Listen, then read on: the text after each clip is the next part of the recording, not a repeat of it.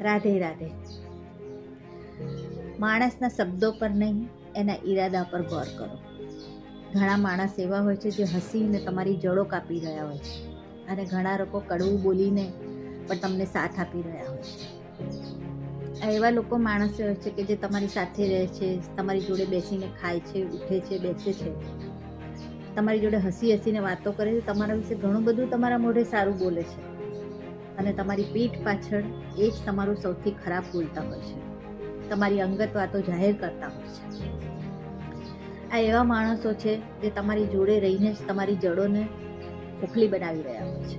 બીજી બાજુ કડવા વચન બોલનારા, કે તમારા મોઢે તમને કડવું કહેનારા, કદાચ એ તમને સારું નહીં લાગે કે કેવું બોલે છે, પણ એના પેટમાં પાપ નહીં હોય. કમસે કમ જે એના પેટમાં હશે તેના મોઢા પર હશે, એ તમને સાચે સાચું કહી દેશે. એટલે એના ઈરાદાને જાણવાની કોશિશ કરજો. જ્યાં એ કડવા વચન તમારા હિત માટે હોય તો એને સાંભળજો, એને સમજજો, અને જ્યાં ખોટું લાગે તો એનો સામે જવાબ આપજો.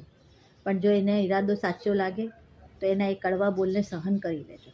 અને સામે બીજે પક્ષે કોઈ ગમે તેટલું મીઠું બોલે, સારું બોલે, પણ એના ઈરાદામાં જો તમને લાગે કે ખોટ છે, તેવા માણસથી તુરંત દૂર થઈ જજો. એટલે જ કહું છું કે માણસના શબ્દો નહીં, પણ એના ઈરાદા પર ગૌર કરજો. રાધે રાધે.